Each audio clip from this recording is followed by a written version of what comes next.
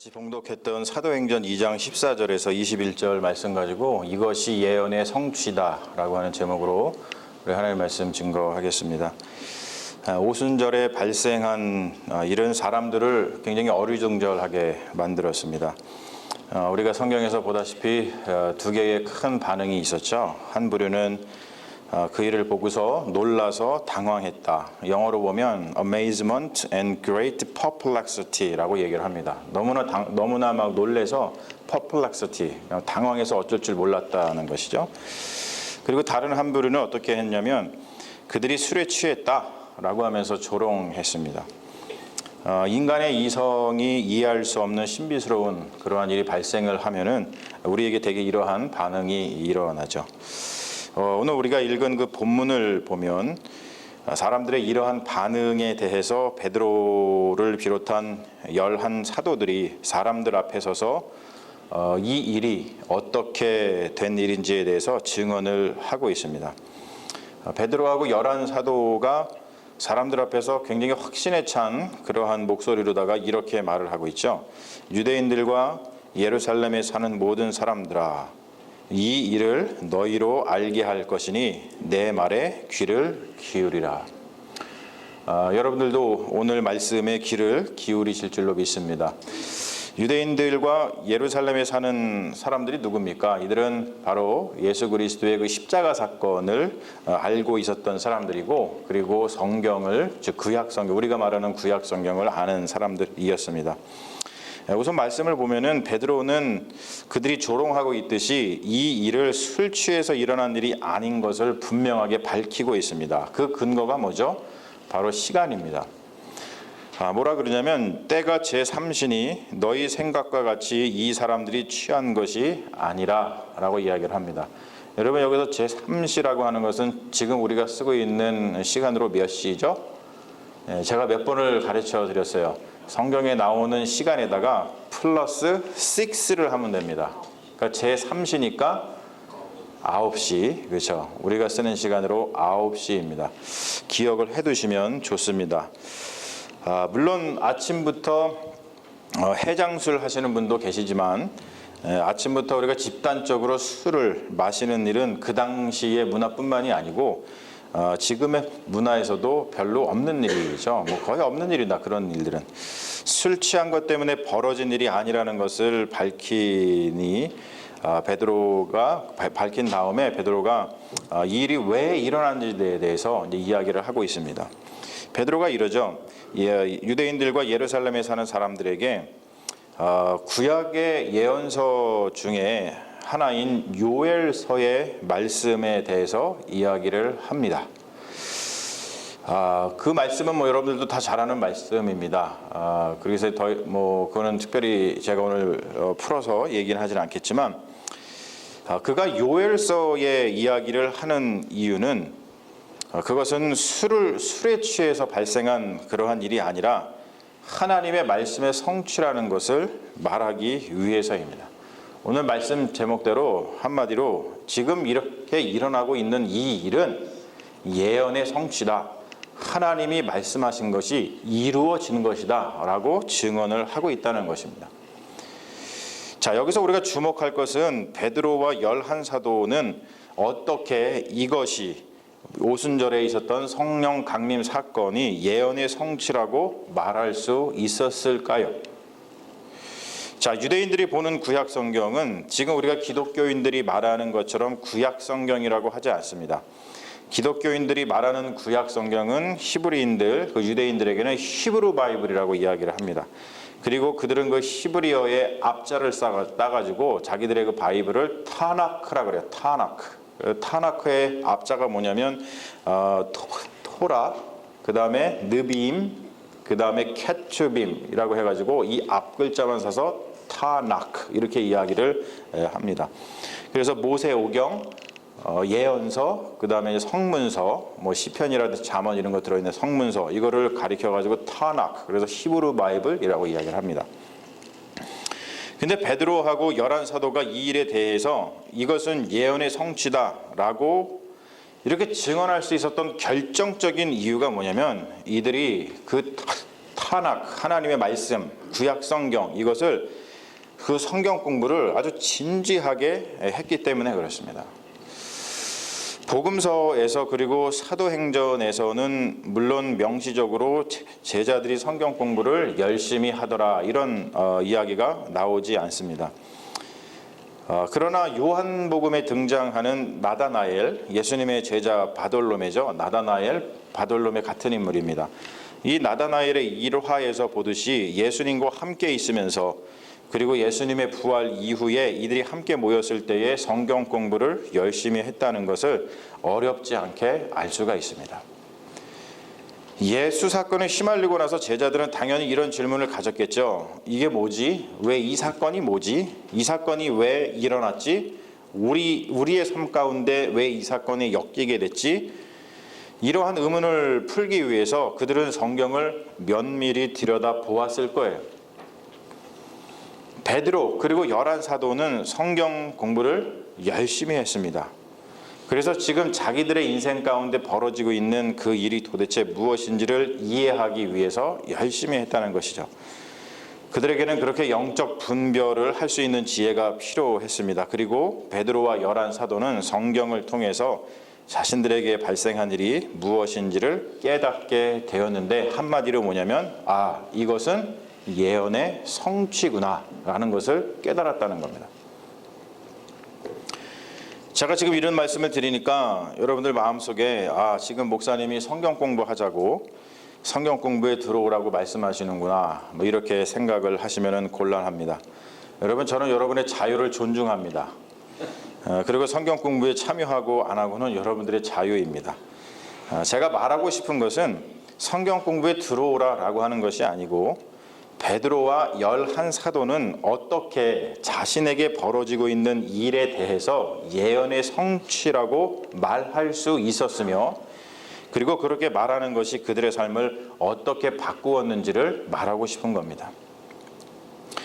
예수의 사건에 휘말린 그리스도인으로서 그리고 하나님의 백성이라고 스스로의 정체성을 고백하고 있는 우리 그리스도인으로서 성경을 공부한다는 것은 크게 두 가지의 유익을 줍니다. 아주 실질적인 유익입니다. 제가 적어왔는데 한번 보실까요? 첫 번째 뭐냐면 우리가 한번 1번을 같이 한번 읽어볼까요? 시작. 사건을 대하는 태도가 달라진다. 두 번째 시작. 의미 있는 삶을 살게 된다. 여러분, 이것이 성경 공부가 우리에게 주는 아주 실질적인 유익입니다. 결국 뭐냐면은 성경을 깊이 알면은 우리의 삶의 질이 달라진다는 거예요. 제가 몇 번을 증언했어요. 여러분이 얼마나 귀담아 들으시고 그리고 그것을 여러분의 삶 가운데서도 실천하시는지 모르겠어요. 제가 몇 번을 증언을 했습니다. 제가 조지아에서 이곳 캘리포니아로 오게 된 결정적인 이유는 다른 게 아닙니다. 하나님의 말씀 때문이었습니다. 하나님의 말씀 때문에. 첫 번째가 뭐였냐면은 제가 다시 한번 보여드릴게요. 보여주시죠. 첫 번째 하나님께서 저한테 주신 말씀은 뭐였냐면 여러분 이거였습니다. 사도행전 16장 9절의 말씀입니다. 건너와서 우리를 도우라.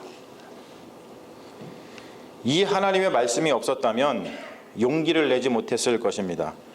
그리고 이 말씀 때문에 저의 삶도 그리고 우리 가정의 삶도 완전히 바뀌었습니다.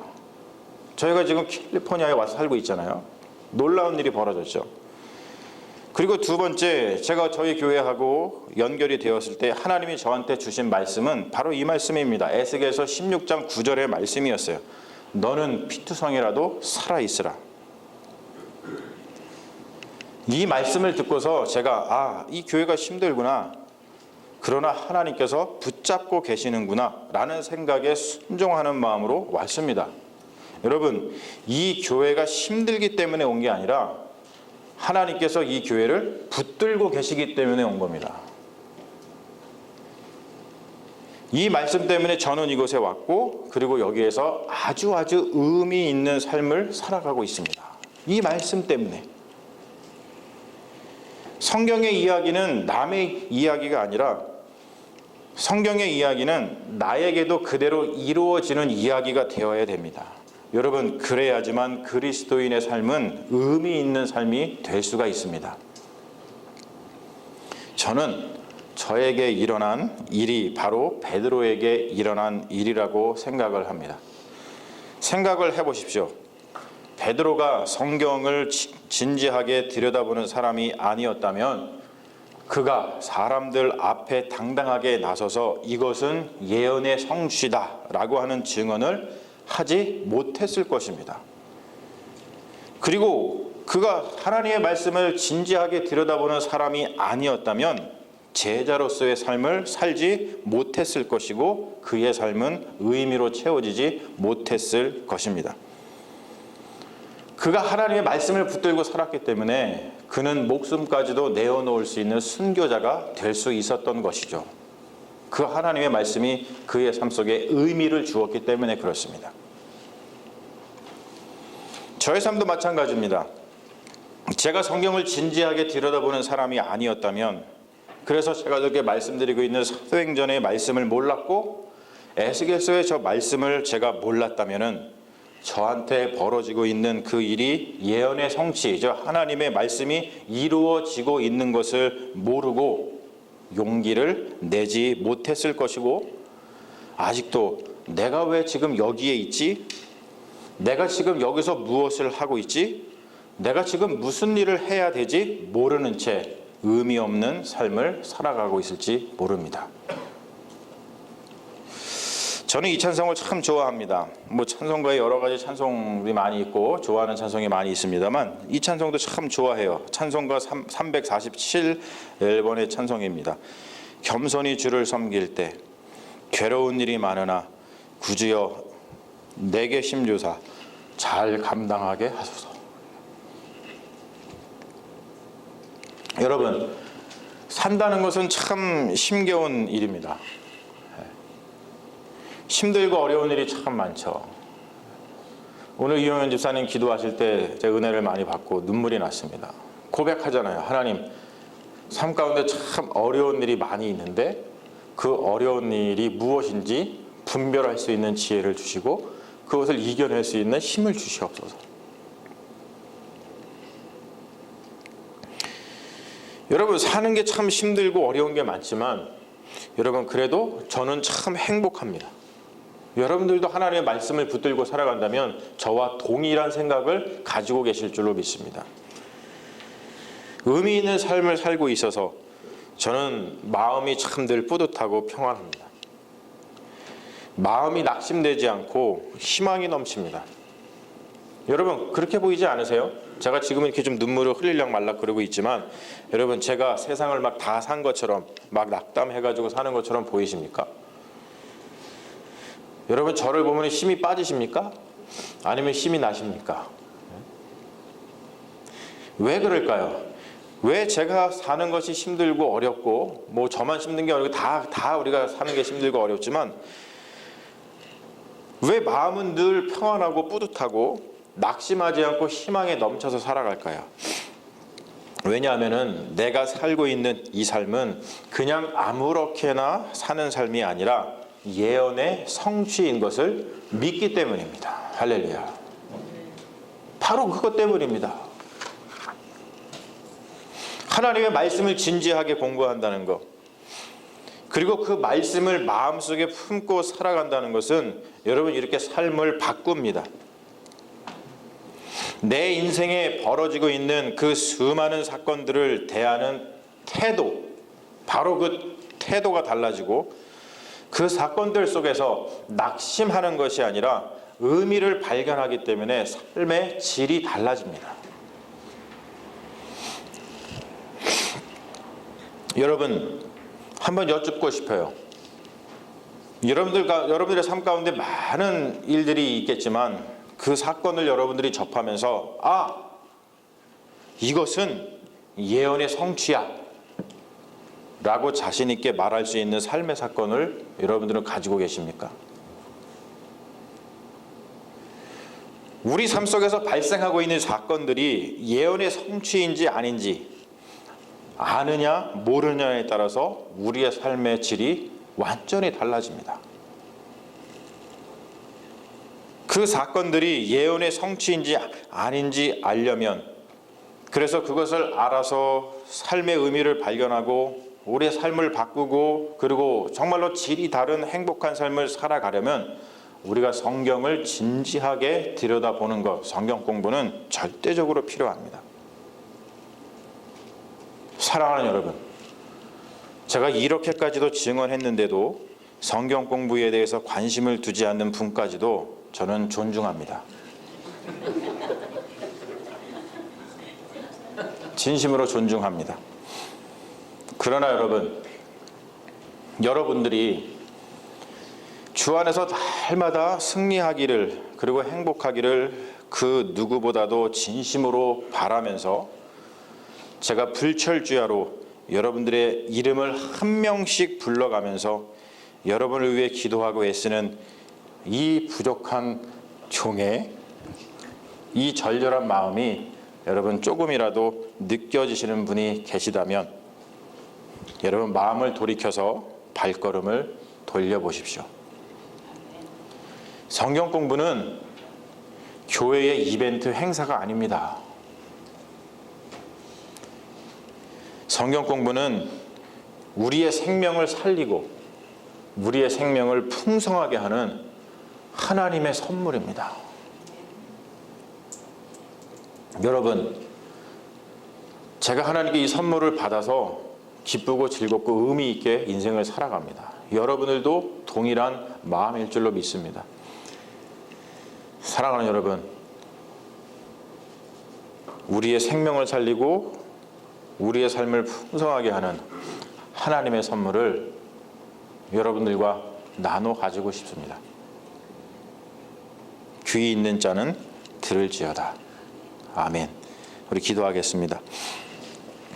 주님, 성령을 우리에게도 부어주시고 담대한 마음으로 예수 그리스도를 증언하게 하옵소서.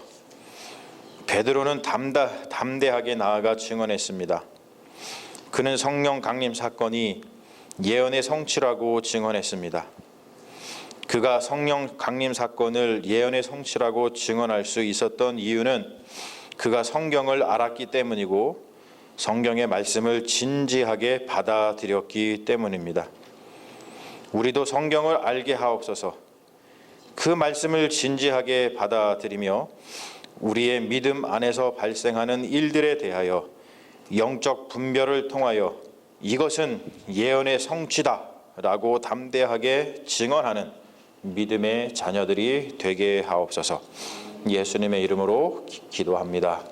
아멘.